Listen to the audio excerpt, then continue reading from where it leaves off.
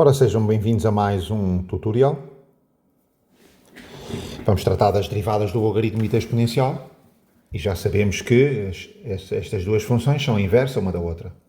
Historicamente, o logaritmo apareceu primeiro. O logaritmo de x, já sabemos o que é o logaritmo, pelo menos de acordo com a minha interpretação e que eu já dei, o logaritmo é o expoente, não tem mais. Ok?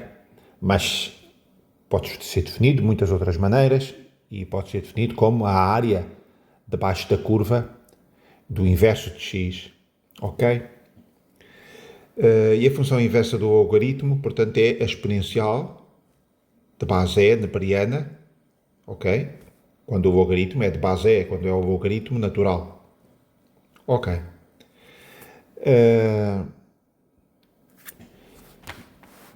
Foi inclusive dada uma definição, a definição oficial do logaritmo em função de um integral e a função oficial da exponencial em função de um limite. Ok? Pronto. Eu historicamente não sei exatamente como foi ou como não foi. Suponho que estas coisas foram sendo descobertas a pouco e pouco e as propriedades das funções foram sendo descobertas a pouco e pouco.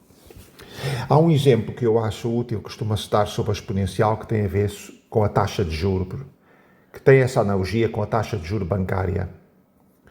Ok, imaginando que eu tenho uma quantidade Q, ok, e que eu ponho no banco e a uma dada taxa de juro T,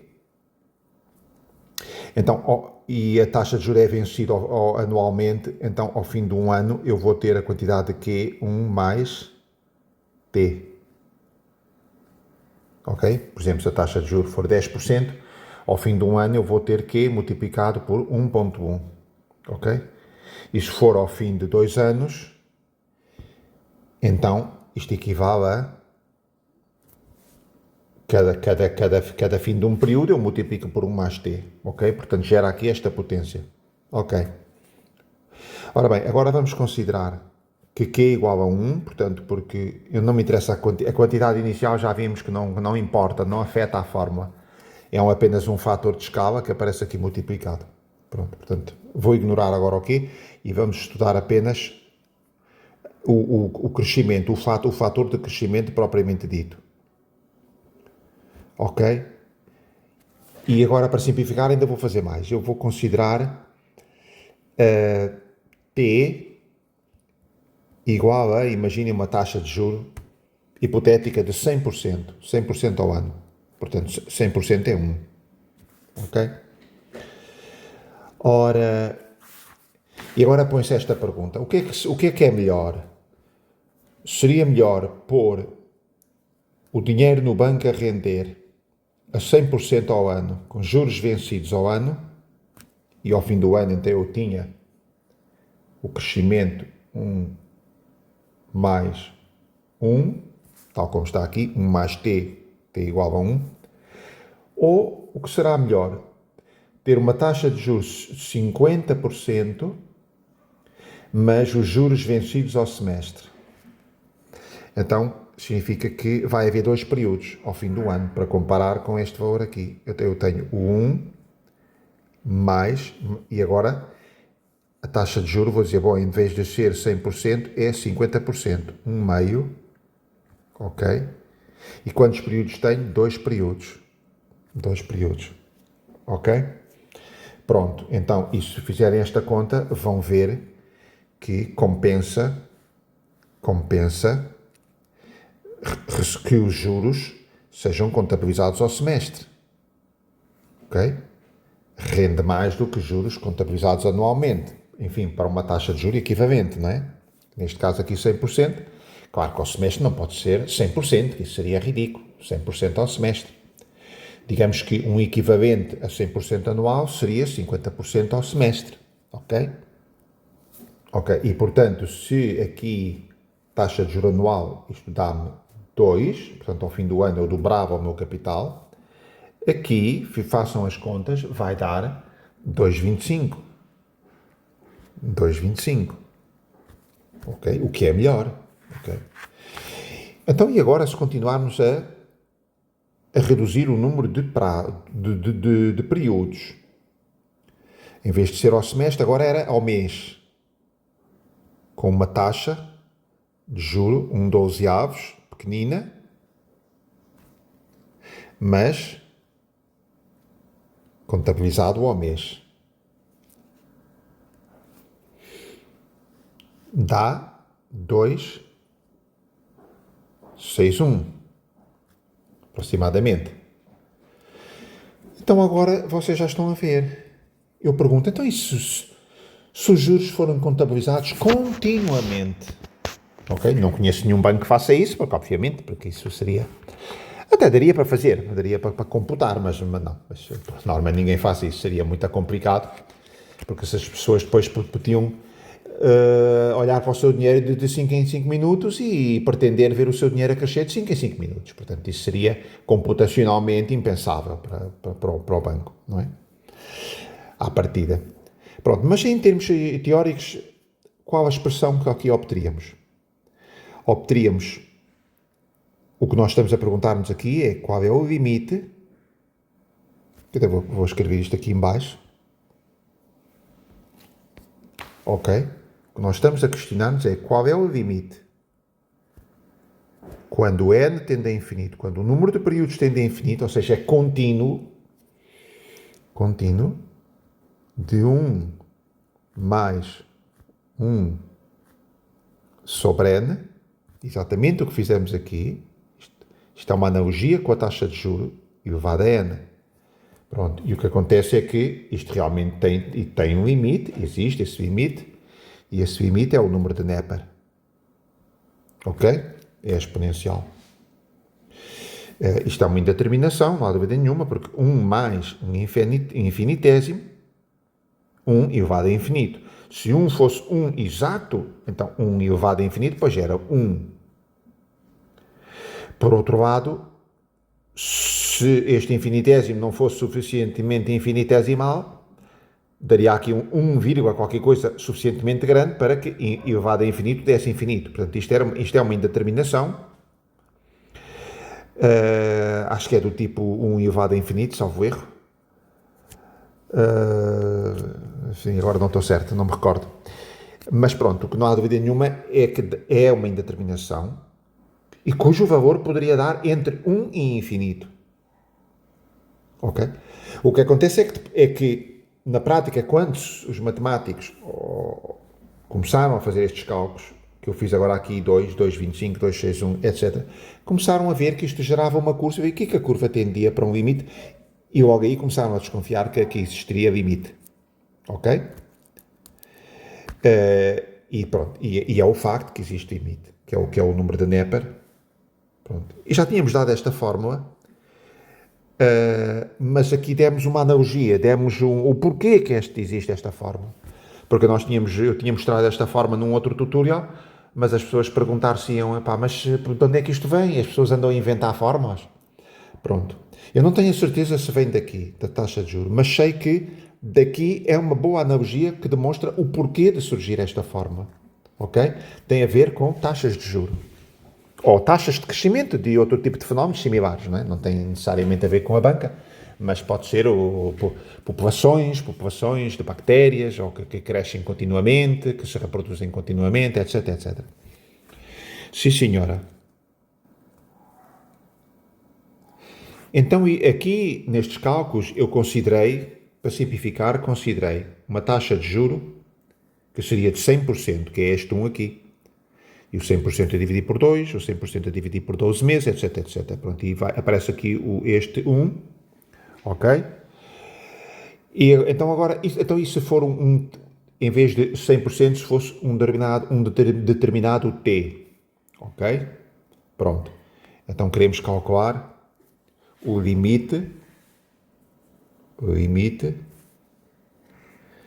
quando n tende para infinito, a forma que obteríamos seria 1 mais, agora aqui em vez de 100% seria o t, essa taxa de juros inicial, anual. Inicialmente ela é a taxa de juros anual, mas depois, ao dividir por n, obtemos uma taxa de juros equivalente ao período considerado. Então nós queremos este limite. Ok? Pronto. Ora bem, então o que vamos fazer aqui é o seguinte. Vamos dizer...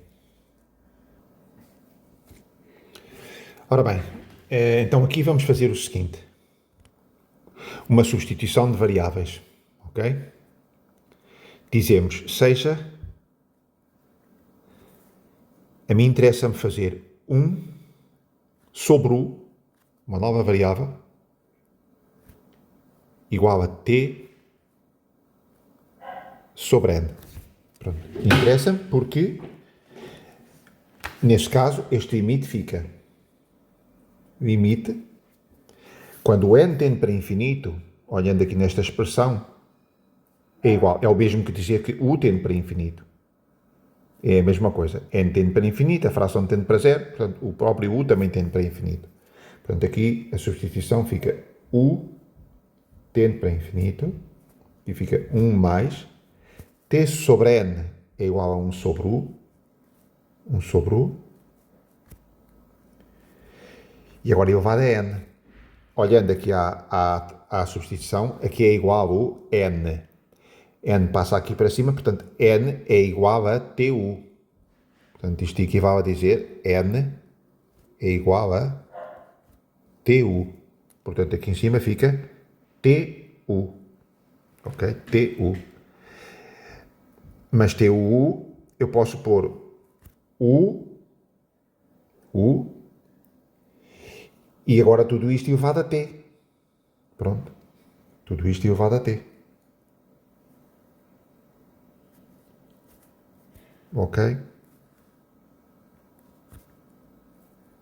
É a mesma coisa. Sabemos que é, portanto, aqui um expoente, ok? Um expoente, qualquer coisa, elevado a um expoente, portanto, posso multiplicar os expoentes, ok? Não há dúvida nenhuma. Imaginem 2 elevado ao quadrado, e agora tudo isto elevado ao cubo, portanto, é 2 vezes 2, e depois tudo isto 3 vezes, portanto, é 2 à sexta. Portanto, é o mesmo que 2 elevado a 2 vezes 3. Portanto, aqui, como nos tinhas dado o tu, é o mesmo que elevar a u e, por sua vez, elevado a t. Ou poderia ser o contrário, elevado a t e, por sua vez, elevado a u. Era a mesma coisa. Mas dá-me mais jeito assim. Dá-me mais jeito porque assim eu tenho aqui, no interior, tenho a expressão do limite que eu já conheço.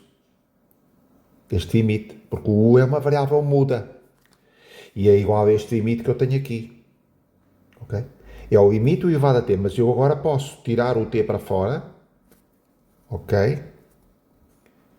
E dizer que o resultado, isto agora já tem a ver com a teoria de limites, isto pode não ser já agora já muito intuitivo, mas pronto, em que o t pode passar para fora e fica o limite lá dentro, quando u tende a zero, a infinito, 1 mais 1 sobre u, elevado a u, pronto, e tudo isto elevado a t. Então, mas este limite aqui dentro já sabemos. E aqui, por definição, é o número de Neper, é o E.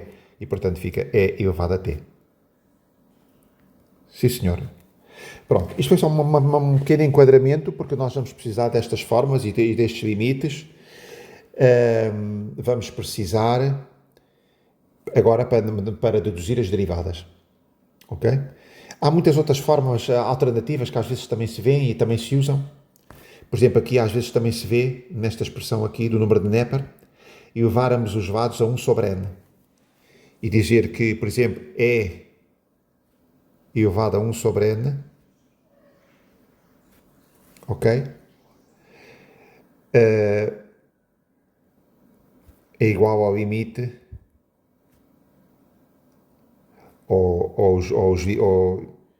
agora já não lembro se aqui também entra o limite. Bom, é melhor apagar isto. Se essas formas se nos aparecerem, logo já veremos. Ora bem, vamos então começar aqui a derivada. Portanto, não há dúvida nenhuma que eu posso apenas deduzir a forma da derivada de uma destas funções e depois a outra usar a técnica da função inversa. É verdade. Ou não. Ou posso deduzir as duas independentemente. existem várias formas. Se pesquisarmos no YouTube, há várias técnicas. Eu, sinceramente, não encontrei nenhuma que me satisfizesse, do ponto de vista de ser uma forma bem intuitiva. Ou que me parecesse tão rigorosa como fizemos, por exemplo, para o seno. O seno, fizemos uma construção geométrica e convenceu-me. Ou seja, para mim, se eu tivesse a ver aquela demonstração pela primeira vez na vida, convencer-me-ia. Agora, nas deduções que vamos fazer, já não é assim, porque aparecem artifícios matemáticos que para mim já não são tão intuitivos, como trocar a ordem do limite do logaritmo igual ao logaritmo do limite, por exemplo. Mas pronto, seja como for, vamos fazer. Vamos tentar aqui e vamos começar pela derivada do logaritmo. Ok? Penso que faz mais sentido, até porque o logaritmo foi uma função que foi estudada primeiro antes do exponencial. Portanto, nós vamos aqui estudar, então, a derivada do logaritmo. Pronto. E então já sabemos. Ora, o limite, por definição, quando h tende a zero, e aqui temos, portanto, o logaritmo de x mais h menos o logaritmo de x sobre h. Ora bem, mas nós já sabemos as regras dos logaritmos. O logaritmo é um expoente e que, portanto, o logaritmo de um produto é a soma dos logaritmos e o logaritmo de um quociente, pois é a mesma coisa, é a diferença dos logaritmos. Isto é o mesmo que este menos 1 passar aqui para dentro. E então passa a ser uma soma de logaritmos, que é o logaritmo do produto. Pronto. E, portanto, isto vai dar o logaritmo do quociente. Portanto, até aqui, não há aqui nenhum artifício, isto é linear. Limite, quando h tende para zero, e aqui posso escrever um único logaritmo de x mais h sobre x,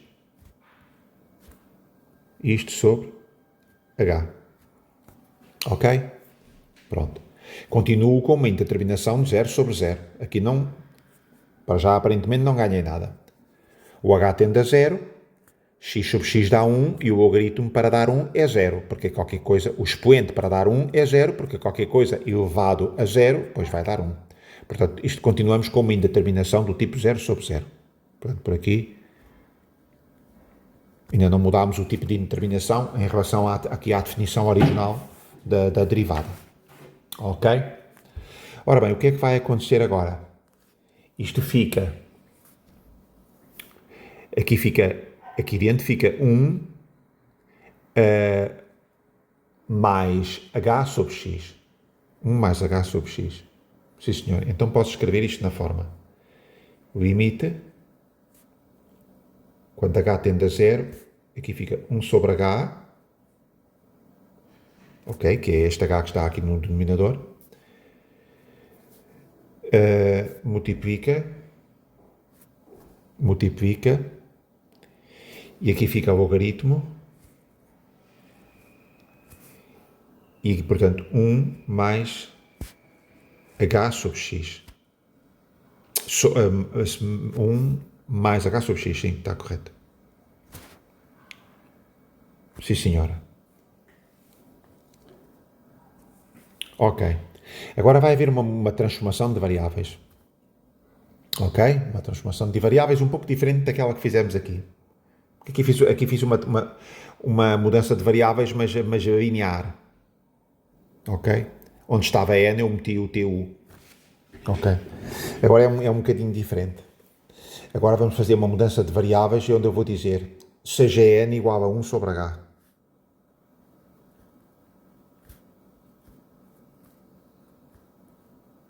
Ok? Pronto. Sim, senhora. E isso faz mudar aqui o sentido do limite. Ou seja, se o h tende a 0, isto tende para infinito. Então, eu para fazer esta mudança de variáveis, eu tenho que transformar e construir um novo limite onde diga que o limite onde n tende para infinito. Ok? Para ficar os limites equivalentes. Portanto, isto vai dar o limite quando n tende para infinito, ou seja, se h tende a 0, n tende a infinito. Se eu faço esta mudança de variáveis, então onde antes tinha um h a tender para 0, agora tenho um n a tender para infinito. Ok, é o que eu tenho aqui. Aqui tenho agora aqui 1 sobre h, portanto é igual a n, ok? E agora tenho um logaritmo, 1 mais, okay? E aqui tenho o h, portanto o h é 1 sobre n, ok? Portanto, ou seja, eu também posso escrever na forma 1 sobre x sobre n, ok? Portanto, o h é 1 sobre n, fica 1 sobre nx. Isto que aqui está é 1 sobre nx, ok? Só que puxo o 1 sobre x aqui para cima e isolo aqui o 1 sobre x. Sim, senhora. Pronto, e agora vai aparecer a tal troca de limite com logaritmo, que é uma coisa que não é assim muito intuitiva. Também ainda nunca fiz um tutorial sobre teoria de limites. Pronto, esta parte depois terá que ficar assim. Vocês que já tenham mais experiência sobre isto, para alguns de vocês poderá ser mais intuitivo, para outros não tanto. Mas ok, ficam já com a ideia que, de um modo geral, o limite do logaritmo é igual ao logaritmo do limite. E, portanto, aqui troco a ordem e vou dizer isto é igual a logaritmo, e passo o limite aqui para dentro, onde fica o limite. Ora, quando n tende a infinito, ora, o limite, logaritmo. Ok, antes disso, esqueci-me aqui de um passo. Portanto, antes disso, o que nós vamos fazer é que este n, que está aqui, pode passar para dentro, aqui para o expoente. Já sabemos que o logaritmo de qualquer coisa elevado a qualquer coisa, seja o logaritmo de que base for, nós já sabemos, um logaritmo, seja de que base for, de qualquer coisa de a elevado a b, já demonstramos que isto, o expoente passava, este expoente aqui passava para baixo, b, logaritmo de a. Ok? Se necessário, revejam o tutorial que eu fiz sobre logaritmos exponenciais. Sim, senhor. Portanto, aqui temos que o n pode passar ali para dentro. Pronto. E depois, então, sim, o limite do logaritmo, troco o logaritmo do limite. Logaritmo do limite, quando n tende a infinito, de, e aqui fica 1 mais 1 sobre x sobre n elevado a n. Pronto. E por isso é que aqui era fundamental eu ter feito este pequeno enquadramento aqui e mostrar que, por definição, este limite é o número de Neper, ok? E que também, sendo assim, isso implica que este outro limite parecido, onde eu tenho aqui um t aqui no numerador, e demonstramos que então tem que ser igual a e elevado a t. E, portanto, vemos que é exatamente o que nós temos aqui, que este limite tem que dar e elevado a 1 sobre x. Ok? Portanto, então fica o logaritmo de, e o limite tem que dar por definição. Porque esta forma foi adotada como a definição do número de Neper. Ok? Podes dizer que é uma convenção, mas é uma convenção que depois, ao longo da história, foi sendo comprovada várias vezes, e quer seja por métodos de cálculo numérico, de aproximação, assim, ou por outro tipo de técnicas que eu não, até nem conheço. Ok? De várias maneiras isto foi sendo demonstrado e comprovado ao longo do tempo que este limite estava exato, estava corretíssimo. Ok? Pronto, e a partir daí ficou esta definição. Enfim, uma das definições, também podes definir de outras maneiras, também podes definir que é simplesmente a função inversa do logaritmo, ok? Portanto, há vários tipos de definições, mas esta é uma delas. E, portanto, aqui usamos essa definição para chegar aqui e dizer, ok, este é elevado a 1 sobre x. Pronto. E sendo assim, o logaritmo da exponencial são funções inversas, é igual ao exponencial do logaritmo, e, portanto, pois isto tem que dar 1 sobre x. Ok? Pronto. E, portanto, vemos que a derivada do logaritmo é 1 sobre x. Ok? Pronto. Portanto, vou escrever aqui. A derivada do logaritmo é 1 sobre x. Sim, senhora. Com isto já posso calcular aqui a derivada da exponencial, usando a técnica da derivada da função inversa. Vamos calcular como exercício, embora depois também venhamos a calcular também, vamos tentar calcular também por uma outra via, de uma forma independente. Mas para já, só nesta base, vou deduzir a derivada da exponencial. Ora bem, então, temos que, a técnica que eu já tenho aplicado, seja y igual ao logaritmo de x, dy dx, já sabemos a derivada do logaritmo, é 1 sobre x. Então, derivada da função inversa será dx dy é igual a x. Troco as letras e agora digo, tenho uma nova função y, que é exponencial, a função inversa, dy dx é igual a y. Portanto, então agora tenho que o meu novo y, a minha nova função, porque eu troquei aqui os símbolos, a minha nova função y é, neste momento, é a exponencial. É exponencial. E a derivada da exponencial está aqui a dizer que é y. E pronto, está demonstrado, não tem mais. A derivada, aí diz que a derivada de dx de y, mas este meu y agora é a função inversa daquilo que era o logaritmo. Ok? Pronto, nós já vimos esta técnica nos meus tutoriais anteriores. E portanto a derivada da exponencial é y, é igual a ela própria, é a exponencial. Ok?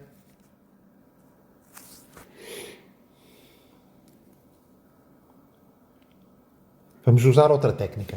Estou a ver aqui, tenho nos meus apontamentos muita informação. E tem aqui uma outra demonstração também muito interessante. Vamos dizer o seguinte, portanto, já sabemos a derivada do logaritmo e, portanto, com base nisso, vamos deduzir a derivada da exponencial. Ok? Então vamos fazer o seguinte. Portanto, partimos do conhecimento que a derivada do logaritmo de x é igual a 1 sobre x. Partimos deste conhecimento. Então agora vamos considerar o seguinte. Sabemos que o logaritmo e exponencial são funções inversas, por definição, assim elas foram escolhidas, e portanto dizemos que qualquer que seja o x é igual a logaritmo da exponencial de x, é óbvio. Qualquer que seja o x, estou a aplicar duas funções inversas uma da outra, o logaritmo da exponencial é igual ao exponencial do logaritmo. Portanto, aqui não há dúvida nenhuma. Sim, senhor. Então, sendo assim, posso derivar ambos os lados. Derivo aqui e derivo aqui. Ora, então a derivada de x é 1, já sabemos. É 1. E a derivada do logaritmo já sabemos, está aqui. É o inverso de x. Portanto, fica aqui 1 é igual a, ou seja, a derivada do logaritmo é o inverso desta coisa que está aqui dentro.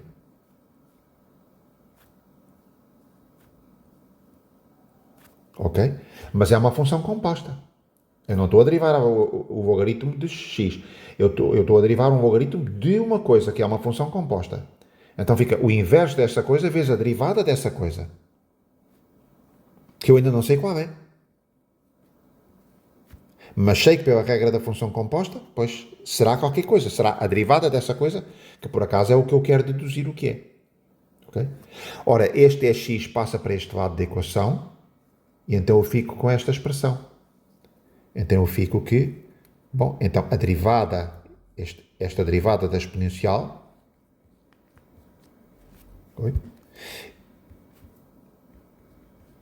é igual a x.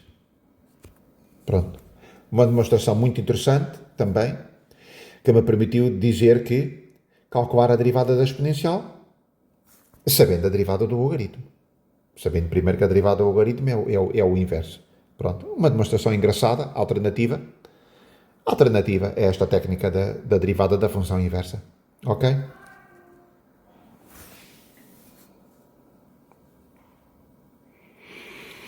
Ora bem, mas falta-nos aqui algo mais.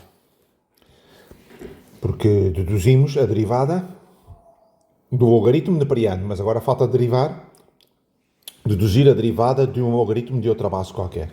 Ok? Pronto, sendo assim, vamos considerar o logaritmo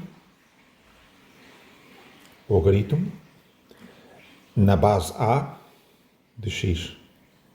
Ok? Vimos que nós queremos derivar, não é? Vimos, quando eu fiz o meu tutorial de logaritmos exponenciais, que exprimíamos um logaritmo em qualquer base, exprimíamos em função de uma outra qualquer base. Que normalmente essa outra qualquer base, costumava ser o logaritmo neperiano. Portanto, eu exprimo este logaritmo na base A, no logaritmo neperiano, e é muito simples de recordar essa forma, porque eu tenho aqui o x em cima, ponho aqui o x a dividir por o logaritmo de A. Ok, pronto. Então, sendo assim, portanto, esta derivada que nós queremos saber passa a ser simples. É esta derivada. Mas nesta derivada, o logaritmo de A é uma constante. E, portanto, a derivada do logaritmo de x é 1 sobre x, portanto, já sabemos, e, portanto, tudo isto fica 1 sobre o logaritmo de A, o logaritmo da base, vezes x. Pronto, sim senhor. Forma da derivada de um logaritmo de uma base genérica. Ok? Ora, da mesma maneira, precisamos de calcular a derivada de uma função exponencial genérica. Vamos dizer, uma exponencial genérica, em vez de ser base neperiana, vamos dizer de base A elevado a x. Ok? Bom, suponho que também poderia ser resolvido como é a função inversa desta, do logaritmo de base A.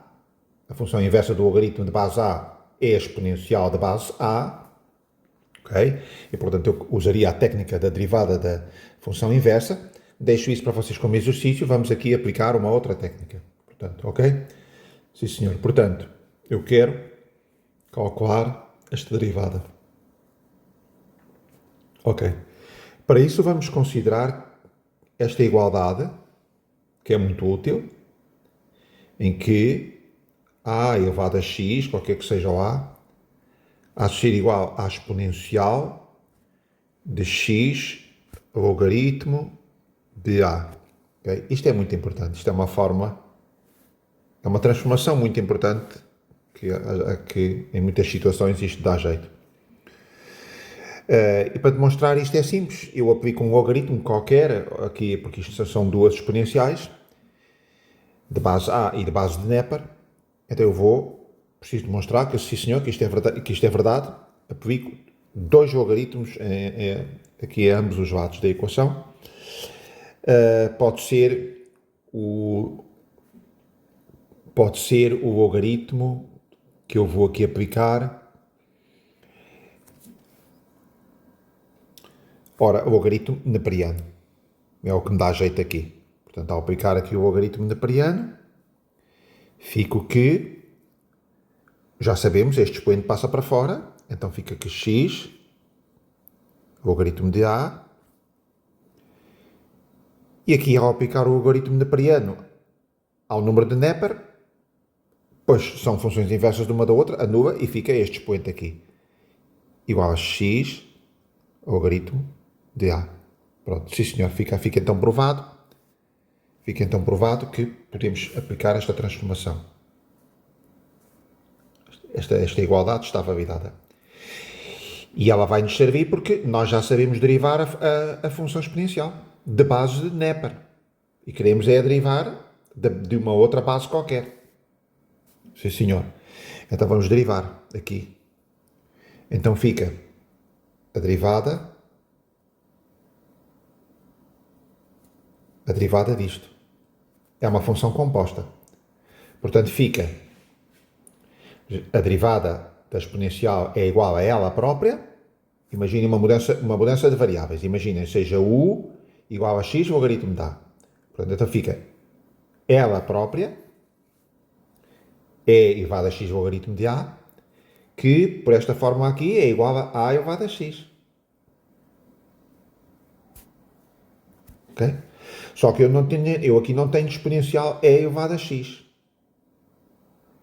Eu tenho uma função composta. A função composta sempre se apresenta quando eu estava à espera de encontrar uma função onde eu estava à espera de encontrar o x, em vez do x, encontro uma outra coisa. Encontro uma função de x.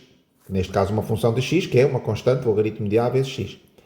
Portanto, sempre que eu estava à espera de encontrar o x e em vez do x encontro outra coisa, então é uma função composta. Pronto. Então aqui é a derivada da exponencial, que é igual a ela própria, que é igual a elevado a x, mas veja a derivada da função composta, que a função composta é, em vez de x, eu tenho x logaritmo de a, portanto, cuja derivada de x logaritmo de a é uma constante, pois é logaritmo de a. Pronto. Logaritmo de a. Ok? Portanto, reparem aqui na semelhança. A derivada do logaritmo, numa outra base, é o inverso de x a dividir pelo logaritmo da base. E a exponencial, a derivada de a elevado a x, é igual a ela própria a elevado a x vezes o logaritmo da base. O logaritmo neperiano da base. No caso em que o a fosse o número de Neper, pois então aí o logaritmo neperiano do número de Neper é 1. Seria aqui 1, e portanto estas fórmulas estão coerentes. Ok? Vamos agora voltar à derivada da exponencial. Já sabemos que é igual a ela própria.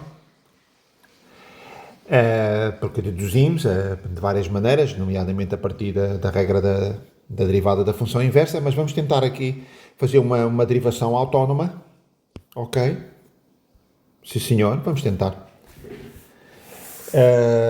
Há muitos métodos também. Há muitos métodos, se procurarem na internet, eu também procurei, encontrei métodos diversos, similares. É como digo, ainda não encontrei nenhum método verdadeiramente satisfatório que me dissesse, ok, este método é o ideal, é perfeitamente intuitivo, etc, etc. Pronto, não encontrei. Encontrei aqui alguns métodos, como este que já vimos aqui, mas envolvem alguns artifícios, como a troca do logaritmo e do limite. Okay. Mas também encontramos alguns falsos métodos que eu já encontrei também na internet, raciocínios circulares, em que se baseiam na expansão em série de potências do teorema de Taylor para demonstrar qual é a derivada. Ora, isso é um raciocínio circular, uma vez que da série do teorema de Taylor para expandir em série de potências uma função, precisamos à partida de conhecer as regras de derivação dessa função. Portanto, não podemos depois, ou seja, comprovar que a série Taylor está coerente e que a derivada está coerente, que tudo está coerente. Agora, o que não podemos é demonstrar uma derivada, não podemos demonstrar nenhuma derivada com base no teorema de Taylor. O teorema de Taylor é super poderoso, irá servir para deduzir imensas formas e demonstrar fórmulas, mas derivadas não. Porque o teorema de Taylor, para usá-lo, nós temos que conhecer as derivadas. Portanto, eu não posso depois fazer o raciocínio circular de usar o teorema de Taylor para demonstrar derivadas. Ok? Sim, senhora.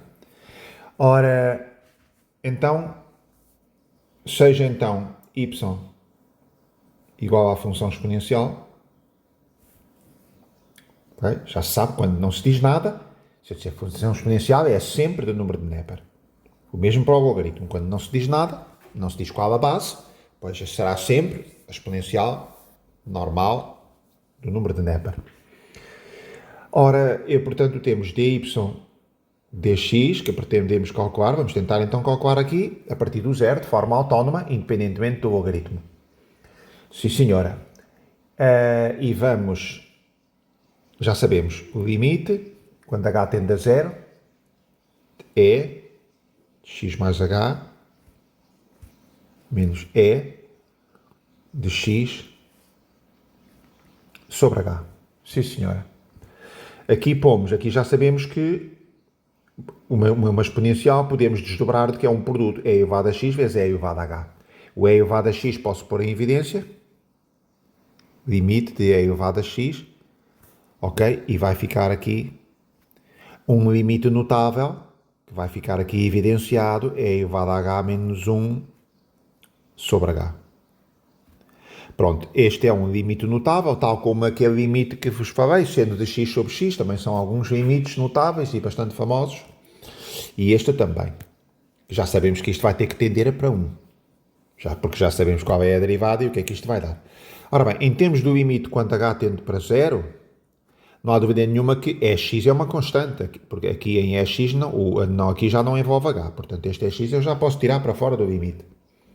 E dizer que isto é igual a e elevado a x, vezes, e agora tenho o limite, quando h tende a 0, e agora tenho e elevado a h menos 1 sobre h, pronto, que é um limite notável. Ok. Sim, senhora. Ora, portanto, agora há várias técnicas. Ok? Há várias técnicas. Uma delas consiste no seguinte. Vamos pôr aqui. Consiste no seguinte. Dizer assim, bom, eu sei que é igual ao E. Vimos no início deste tutorial que era um limite. Vimos naquela analogia com a taxa de juro, que era também uma das formas pelas quais nasceu o exponencial. Limite quando n tende a infinito de 1 mais 1 sobre n elevado a n. E que sendo assim eu posso tirar este elevado a n e elevando ambos estes lados aqui a 1 sobre n. Ok? Sim, senhor.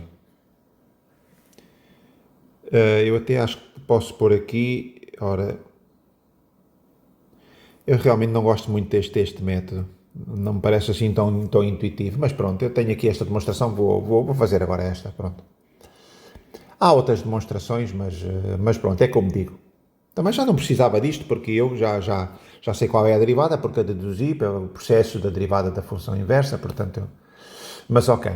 Estou-vos só a mostrar um exemplo que há outras deduções alternativas e autónomas, mas é como vos digo, a mim não me parece nada intuitivo. Mas pronto, vou seguir aqui com esta demonstração aqui. Ora bem, então agora o que se vai fazer aqui é uma mudança de variáveis. Eu vou dizer, ok, aqui seja o h, onde está h, eu vou pôr igual a 1 sobre n. Ok? Pronto, e sendo assim, este limite aqui de h transforma-se num limite quando n tende para infinito. Portanto, não há dúvida nenhuma que se h tende a 0, e se eu faço uma mudança de variáveis de h igual a 1 sobre n, h tende a 0, o n tem de tender a infinito. Sim, senhor. Pronto, e aqui vai-me ficar e elevado a 1 sobre n menos 1 sobre 1 sobre n. 1 sobre n. Sim, senhora. E agora é que vai entrar aqui este truque, onde eu digo assim, em termos de limite, quando n tende para infinito de 1 mais 1 sobre n, é igual a e elevado a 1 sobre n. Portanto, e aqui vamos fazer esta substituição. E vamos dizer, bom, em termos de limite, onde está e elevado a 1 sobre n, é o limite de 1 mais 1 sobre n, ou seja, é 1 mais 1 sobre n. Aqui onde está e elevado a 1 sobre n é igual a 1 mais 1 sobre n. Em termos de limite, quando n tende para infinito. que é o facto, que é porque aqui estamos a trabalhar em termos de limite. Eu tenho aqui o limite quando n tende para infinito. Pronto, daí que aqui, ok, é feita esta substituição aqui. 1 mais 1 sobre n, no limite, é igual à exponencial de 1 sobre n. E eu, como eu tenho aqui a exponencial de 1 sobre n, através desta transformação, desta mudança de variáveis que eu fiz, aqui onde está o 1 sobre n, depois eu substituí 1 mais 1 sobre n. Ok? Pronto. E isto sobre 1 sobre n. Aqui 1 corta. E aqui 1 sobre n sobre 1 sobre n dá 1. E portanto é uma constante e portanto este limite é igual a 1. Este limite é igual a 1. Pronto. E está assim demonstrado. Porque então vimos que a derivada de y igual a x era igual a x vezes este limite. Que este limite era notável. E agora já demonstramos então que este limite, na verdade, tende para 1. Sim, senhora. Pronto. É um processo alternativo, é como vos digo. Não me satisfaz muito este método, que gostava de encontrar uma coisa mais intuitiva, mas ainda não encontrei. Ok? Sim, senhora. Ora, vamos resolver aqui alguns problemas avançados de derivadas, agora que já temos um arsenal. Temos um arsenal, sabemos derivar tudo, à partida, tanto quanto me lembro. Claro que há funções que ainda não demos, como as funções hiperbólicas, mas elas também, quando aparecerem, é logo que se vê. E também elas, à partida, são fáceis, porque são expressas em função da função exponencial. Vamos, a derivação é uma coisa relativamente simples. Logo que se saiba as regras de derivação, portanto, acaba por ser um bocadinho simples, como vamos ver agora. Ora, primeiro, mostrar aqui uma tabela de derivações, com tudo mais ou menos o que já vimos. Temos a derivada da constante aqui a zero, no início. Temos a derivada da soma. Temos a derivada de uma constante vezes uma função. A constante passa para fora, a derivada do produto, a derivada do quociente. Aqui temos a derivada do inverso de uma função. Mas isto é o mesmo que derivar uma potência. Mas ok, dá isto. A segunda derivada de um produto, aqui é como se fosse um quadrado, reparem, também vimos isto, que é a fórmula de Leibniz, que é similar ao binómio de Newton, o mesmo para aqui para o cubo, o mesmo para aqui, a derivada de ordem n de um produto. Aqui está numa forma extensa, mas isto equivale à forma do binómio de Leibniz, que é a mesma coisa que o binómio de Newton, que em vez de levar às potências, o que leva é às derivadas de ordem n. O resto é tudo igual. Sim, senhora. Aqui temos a derivada de x, de x quadrado, temos, pronto, os restantes casos já nossos conhecidos e que acabamos de deduzir agora. Sim, senhora. Vamos então passar aqui algumas derivadas. Vamos, por exemplo, derivar 5 elevado ao seno de x. Ok, portanto, nunca se baralhem se estamos perante uma potência ou uma exponencial. Portanto, se a variável está aqui no expoente, é sempre uma exponencial. Isto é uma exponencial. Mas é uma exponencial com função composta. Onde eu estava à espera de encontrar x, 5 elevado a x, na verdade encontro uma função. Portanto, é uma função composta. Portanto, a derivada, mas é uma exponencial. Não deixa de ser, portanto, uma exponencial. E a derivada da exponencial é sempre igual a ela própria. Ok? Pronto. Mas, como se trata de uma função composta, a derivada do expoente. A derivada daqui onde eu esperava encontrar o x. Aqui esperava encontrar o x. É aí que está a função composta. É como se fosse um u igual a seno de x e agora a derivada do em ordem a x. Pronto, a derivada do seno é o cosseno de x. Ok. Mas falta. Ora, vamos ver aqui outro exemplo. Portanto, a derivada de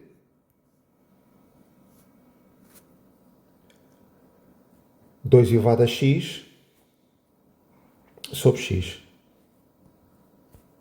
Parece complicado, mas é bem simples. Eu não gosto de trabalhar com quocientes, gosto de trabalhar com produtos. E então digo a derivada de um produto. Mais simples. A regra é mais simples, é a derivada da primeira. Mas a derivada da primeira acabámos de ver agora logo aqui atrás como era. A derivada de 2 elevado a x. A derivada da primeira. 2 elevado a x, o logaritmo de 2, vezes a segunda. Mais a derivada da segunda vezes a primeira. Derivada da segunda menos 1 sobre x quadrado. Igual a pôr 2x em evidência. Há parênteses. O logaritmo de 2 sobre x menos o inverso de x quadrado. Ok? Está feito. Ora, vamos ver aqui um outro exemplo. Vamos ver a derivada de um logaritmo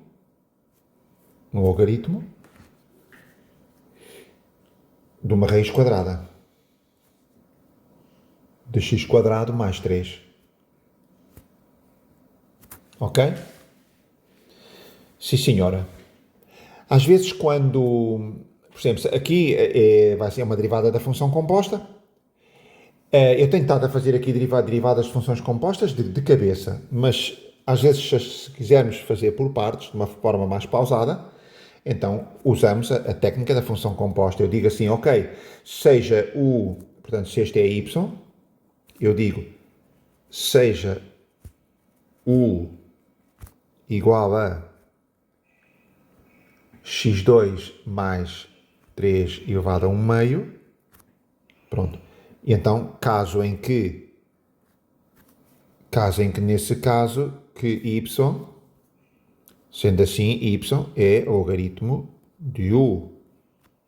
Sim, senhora. Sendo que dy, du, a derivada do logaritmo é o inverso de u. E ponto final, fim de história.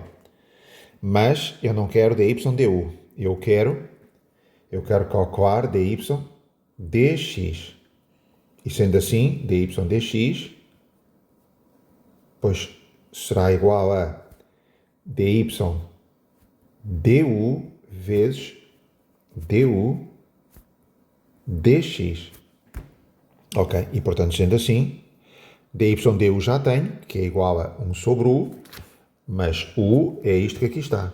Portanto, então fica 1 sobre este u aqui, que é a raiz quadrada de x quadrado mais 3, sim senhora, e agora multiplico por du dx. Pronto, e agora olhando aqui a u, multiplicando em ordem x é uma potência. 1 meio de x quadrado mais 3 elevar a menos 1 meio, mas que por sua vez é uma função composta outra vez. U por sua vez é uma função composta. Ok? Porque eu aqui não tenho uma potência simples x elevado a 1 meio, tenho uma função composta que é x2 mais 3. Pronto, podia fazer uma outra substituição, não vale a pena, e portanto seria, pronto, e então aqui faço de cabeça que vezes 2x. Ok? Pronto. Imaginem que eu fazia tudo por extenso, então dizia, olha, dy dx é igual a dy du, mas u é uma função composta, então du, isso seria uma outra variável intermédia, qualquer coisa, ds, mas ds é uma função composta, ds dx. Pronto. E portanto, na altura, mostrei-vos que intuitivamente era como se houvesse aqui um corta-corta, corta-corta, e no final obtemos o que nós queremos da y dx. Pronto. Então aqui já tenho a expressão. Ora, este 2 aqui corta aqui, este passa para baixo, fica ao quadrado, então isto fica x sobre x2 mais 3. Portanto, x, fica a derivada final, x sobre x2 mais 3. Sim, senhora. Ora, vamos ver agora outro caso.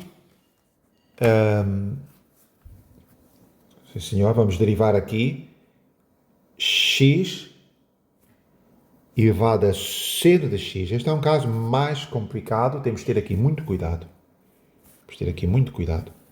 Seja y igual a isto, eu quero derivar. E porquê o cuidado? Porque agora temos aqui uma situação crítica. Isto não é nem uma potência, nem uma exponencial. Porque temos a variável independente, quer no expoente, quer na base. Portanto, isto é uma potência exponencial. É um híbrido, os dois ao mesmo tempo. E nós não sabemos. Nós nunca derivamos uma função deste tipo. Ok? Sendo um híbrido destas duas coisas. Pronto. Aqui temos que aplicar um truque. Nós temos que dizer assim, eu vou querer a derivada do y. Ok? Que eu não sei calcular isto. Então, antes de derivar o y, eu vou aplicar uma transformação que é o logaritmo de y. Pronto. Porque o logaritmo de y... Portanto, eu antes de tentar calcular a derivada, antes disso eu vou aplicar logaritmos à função. E vou dizer, bom, seja logaritmo de y, não há dúvida nenhuma que é seno de x, logaritmo de x. Pronto. Até aqui apliquei esta transformação.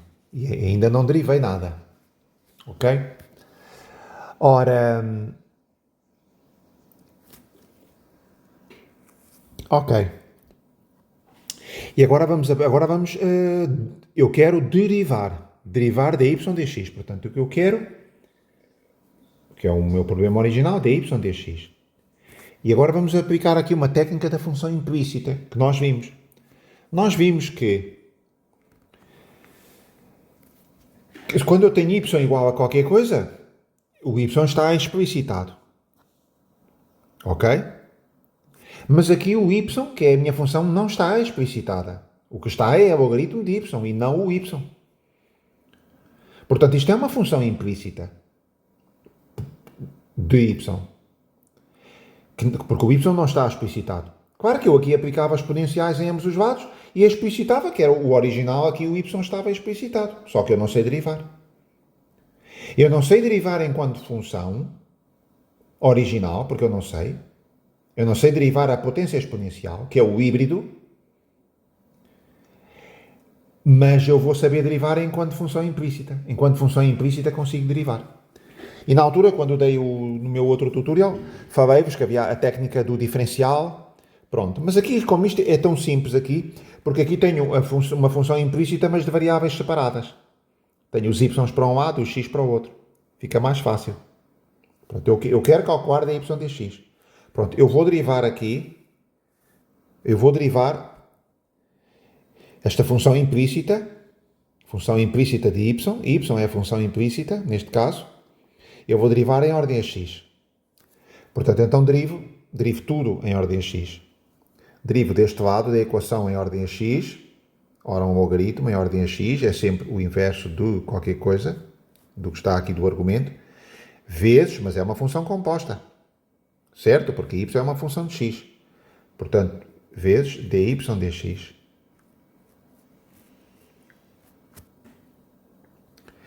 E aqui, derivar em ordem a x neste caso, é imediato. Aqui não há segredos. Aqui é uma função de x, simples. E, portanto, é um produto. Derivada da primeira, cosseno de x vezes a segunda, mais derivada da segunda vezes a primeira. Mais seno de x, derivada da segunda, é o inverso de x. Pronto, então eu já fiz. Eu já derivei. Agora simplesmente tenho que explicitar dy dx, se eu conseguir. Neste caso consegue-se. Então fica que dy dx, que é o que eu quero, é igual ao y, que passa para este lado da equação, mas o y eu tenho, é aqui, é a potência exponencial, função híbrida, a potência exponencial, e agora multiplica por cosseno de x, logaritmo de x, mais seno de x sobre x. Ok? Sim, senhora. Ora, deixa-me apagar aqui isto, estava aqui a fazer um determinado cálculo. Ora bem, hoje em dia há tantas ferramentas, há inteligências artificiais, há tudo, mas para este tipo de cálculos e para vocês poderem validar algum cálculo matemático, tem uma ferramenta poderosíssima hoje em dia que é o site do Wolfram Alpha. Por exemplo, aqui neste caso eu fui ao Wolfram Alpha para confirmar, pesquisem o Wolfram Alpha, é gratuito, e aqui pus aqui a derivada de x elevado a seno de x, ok? E pronto, cá está, deu x seno de x menos 1, mas este menos 1 é o mesmo que multiplicar para o inverso de x, pronto, e que o inverso de x passa aqui para dentro, portanto é igual ao que temos aqui, ok? Aqui simplesmente deu no outro formato, deu o seno de x aqui, é o mesmo que puxar o inverso de x aqui para fora. Pronto, mas está correto. Log x, cosseno de x, sim senhora. O Wolfram Alpha é realmente uma ferramenta poderosíssima. Ora bem, e também tem o GeoGebra, mas o GeoGebra não sei, para coisas assim tão complexas eu não experimentei, não fui experimentar, mas suponho que ele não é capaz. O Wolfram Alpha é muito mais sofisticado para isso. Aqui o importante era chamar-vos a atenção realmente desta dificuldade aqui, da dificuldade da potência exponencial. Nem é potência, nem é exponencial, é um híbrido, ok? E aí mostrar-vos como há que ter este cuidado. Há que aplicar algum tipo de transformação, porque senão não conseguimos derivar, ok? Vamos calcular agora também outra derivada parecida, no fundo, que é o protótipo da potência exponencial, é o x elevado a x. Pronto. Até devíamos ter começado por esta, mas pronto.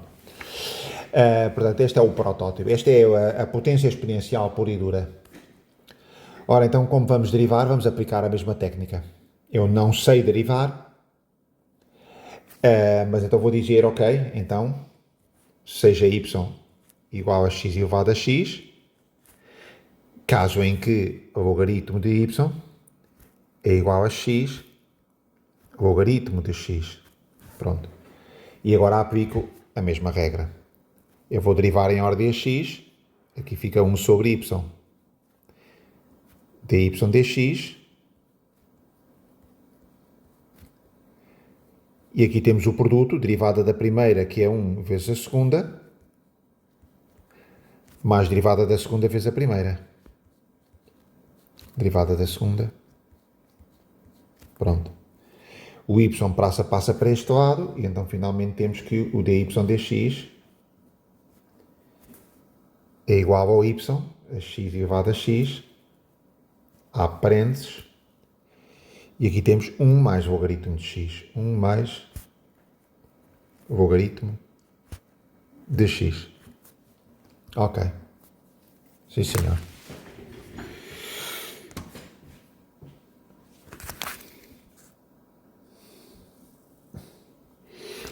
Ora, temos aqui esta função, y igual a x² mais x, e eu quero a derivada da função inversa. Ok. Portanto, a derivada da função inversa eu teria que explicitar em ordem a x. Se eu conseguir explicitar em ordem a x, eu obtenho. Só que eu não consigo. Não consigo obter x igual a... Ok? Não consigo. Seria uma equação do segundo grau em x. Se calhar até se poderia, mas pronto, não é simples. Pela técnica da derivada da função inversa, se eu derivar aqui dy dx, dá-me 2x mais 1. A derivada da função inversa será 1 sobre 2x mais 1. Agora troco aqui a simbologia. Será dy sobre dx igual a 1 sobre 2y mais 1. Mas eu agora eu quero exprimir a derivada da função inversa em termos de x. E eu tenho aqui em termos de y. Ok? Pronto, portanto também não consigo Não consigo, porque nós conseguimos. Noutros casos, por exemplo, no seno e no arco seno, nós conseguimos, porque nós, quando tínhamos a função inversa, quando eu considerava, eu dizia, ok, agora o que é o y? O y é o meu arco seno, ok? Eu conseguia entender o que era o y e representava no triângulo retângulo, se vocês se lembram, e depois a partir daí calcular o cosseno desse ângulo, etc, etc, etc. Mas aqui não consigo fazer nada, porque aqui dá uma expressão. Pronto. Aqui entrávamos numa nova área de matemática, que é da teoria das equações diferenciais. Ok? Bastante avançada, que ainda estamos bem longe de lá chegar. Portanto, isto seria uma equação diferencial. Qualquer equação que envolva a própria função e as suas derivadas é uma equação diferencial. Portanto, como não demos, não vamos avançar mais. Portanto, então vamos resolver a derivada da função inversa desta função y. Eu não quero a derivada de y, eu quero a derivada da função inversa.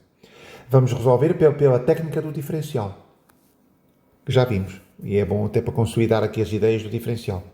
Portanto, no diferencial, consideramos que existe uma determinada função fictícia, que é uma função de x e de y, normalmente igual a uma constante. Ok? Ou pode ser igual a zero. Vai dar ao mesmo, se eu puxar a constante para este lado. Pronto. Então, neste caso, eu considero que seja f de xy igual, olhando aqui para a equação, igual a y menos x quadrado mais x. Pronto. E agora igual a zero. Pronto. Aqui tenho a minha função implícita. É uma função implícita porque eu posso... É implícita em y ou x, depende do que eu queira explicitar. Ok. Agora vamos calcular o diferencial. Ok? O diferencial exato. Então, o diferencial exato trata-se de... Eu pego aqui na expressão e derivo em ordem a uma variável, considerando a outra constante, e depois em ordem à outra variável, considerando a outra constante. Portanto, vamos derivar primeiro em ordem... pode ser em ordem a x, considerando y constante. Portanto, se y é constante, aqui a derivada de y em ordem a x é zero, não conta, e portanto fica menos 2x mais 1, estou a derivar em ordem a x, considerando y constante. E depois multiplico por dx. Mais, agora a derivada em ordem a y, considerando x constante. Aqui x constante, a derivada de uma constante é zero, em ordem a y. Derivada de y em ordem a y é 1. Portanto, dá 1 vezes dy igual a zero. Pronto. E aqui temos o diferencial exato. Sim, senhora. O diferencial exato. Agora, aqui, se eu explicitar em ordem dy dx, ok.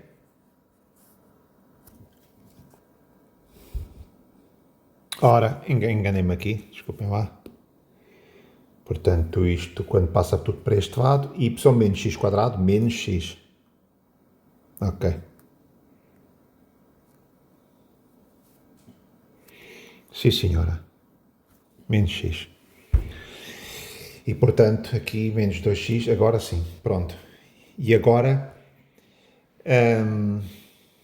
sim, senhor. A derivada de y dx, pois, vai dar 2x mais 1, está correto, isto passa para este lado, dx passa para baixo, e a derivada da função inversa, dx dy. E agora já está expressa em termos de x, já não está expressa em termos de y. Ok? Portanto, ora, dy igual a 2x mais 1 dx. Portanto, dx dy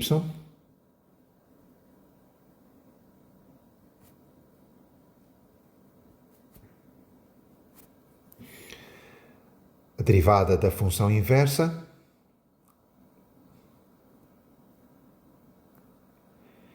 é igual a 1 sobre 2x mais 1.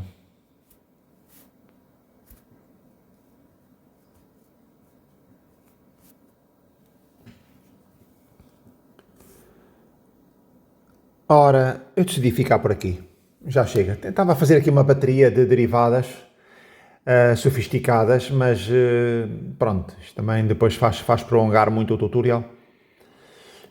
E também não é bem o âmbito, já vos expliquei. O âmbito da minha playlist, ok? Não é